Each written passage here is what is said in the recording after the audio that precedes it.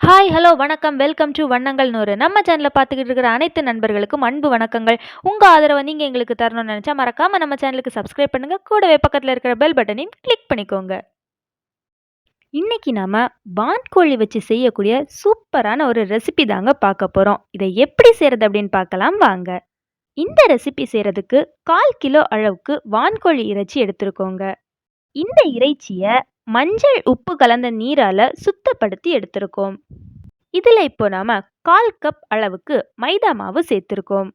எந்த கப்ல மைதா மாவு எடுத்தீங்களோ அதே கப்ல 1/4 கப் அளவுக்கு கார்ன்ஃப்ளவரும் எடுத்து அதையும் இது கூட சேர்த்துக்கோங்க. இதுல இப்போ காரத்துக்காக 1 ஸ்பூன் அளவுக்கு வற்றல் பொடி சேர்த்திருக்கோங்க. அதுக்கப்புறமா கலருக்காக 1 ஸ்பூன் அளவுக்கு காஷ்மீர் சில்லி பவுடர் சேர்த்திருக்கோம். உங்ககிட்ட காஷ்மீர் சில்லி பவுடர் இல்லைன்னா நீங்க இதை ஸ்கிப் பண்ணிக்கலாம். இதுல இப்போ 1/4 ஸ்பூன் அளவுக்கு மஞ்சள் தூள் சேர்த்துக்கோங்க.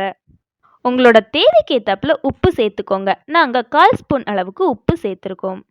இதுல 1/4 ஸ்பூன் அளவுக்கு நல்ல மிளகாய் இடிச்சு சேர்த்திருக்கோம். கடைசியா இதுல இறைச்சி மசாலா சேர்த்திருக்கோம். 1/2 ஸ்பூன்ல இருந்து 1 ஸ்பூன் அளவுக்கு வரைக்கும் நீங்க சேர்த்துக்கலாம். இப்போ இது எல்லாத்தையுமே சேர்த்து நீங்க நல்லா மிக்ஸ் பண்ணி எடுத்துக்கோங்க. தண்ணீர் சேர்க்காம நல்லா மிக்ஸ் பண்ணி எடுத்துக்கோங்க.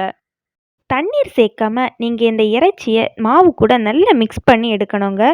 இந்த மாவு இறைச்சியில ஓரளவுக்கு செட் ஆனதுக்கு அப்புறமா நீங்க தண்ணீரை லேசா தெளிச்சு விட்டு அதுக்கப்புறமா நீங்க மிக்ஸ் பண்ணி எடுத்துக்கலாங்க.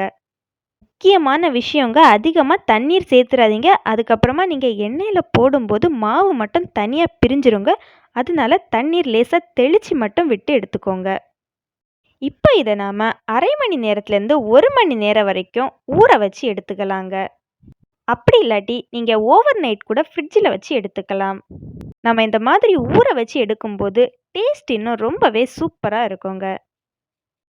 இனி நாம் எண்ணெயை ஹீட் பண்ணி எடுத்துக்கலாங்க.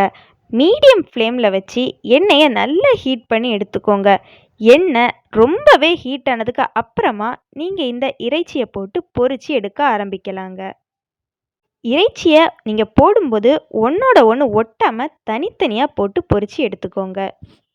இப்போ நம்ம இறைச்சி எல்லாத்தையுமே போட்டாச்சு. ஒரு பக்கம் நல்லா வெந்து கோல்டன் ப்ரௌன் ஆகி பபிள்ஸ் எல்லாம் அடங்கினதுக்கு அப்புறமா இதை நாம் மறுபக்கம் திருப்பி போட்டு வேக வச்சு எடுத்துக்கலாங்க. 2 பக்கமுமே நமக்கு நல்லா வெந்ததும் இதை நாம் ஒரு பிளேட்டுக்கு மாற்றிக்கலாம். அவ்வளோதாங்க, ரொம்பவே சூப்பரான டேஸ்டியான வான்கோழி 65 நமக்கு ரெடி ஆகிடுச்சு. இந்த வான்கோழி இறைச்சியில் என்னென்ன சத்துக்கள் எல்லாம் இருக்குன்னு பார்த்தீங்கன்னா, இரும்பு சத்து, புரதச்சத்து, கால்சியம், மெக்னீசியம் இதெல்லாம் இருக்குதுங்க. நாட்டுக்கோழி இறைச்சியை விட நம்மளுக்கு வான்கோழி இறைச்சியில் அதிக அளவு சத்துக்கள் இருக்குதுங்க. ஆனால் நாட்டுக்கோழி இறைச்சியே சாப்பிட்டு பழக்கப்பட்டவங்களுக்கு இந்த வான்கோழி இறைச்சியோட சுவை கொஞ்சம் குறைவாக தாங்க தெரியும். நீங்களும் உங்கள் வீட்டில் வான்கோழி இறைச்சி எப்போவாது வாங்குனீங்க அப்படின்னா கண்டிப்பாக இந்த மாதிரி ஒரு தடவை செஞ்சு பாருங்க.